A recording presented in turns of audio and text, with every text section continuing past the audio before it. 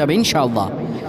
কেউ যদি সোমবার বরকতপূর্ণ রাত, এই সোমবারে আমার রাসূলুল্লাহ দুনিয়াতে এসেছিলেন, সপ্তাহে রোজা রাখারও সওয়াব আছে এই দিনে।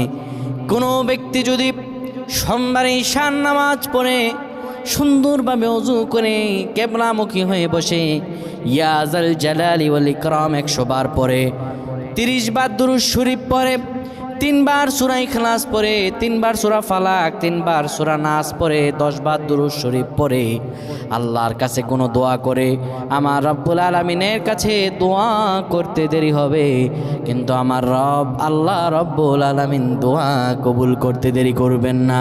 আমার আল্লাহর কাছে যদি চান, আপনি ঋণ থাকেন, আপনি খারাপ অবস্থায় থাকেন, যত বিপদ আপদে থাকেন, আমার আল্লাহর কাছে যদি কোনো কিছু চান, আমার রব্বুল আলামিন সাথে সাথে দিয়ে দিবে। আল্লাহুম্মা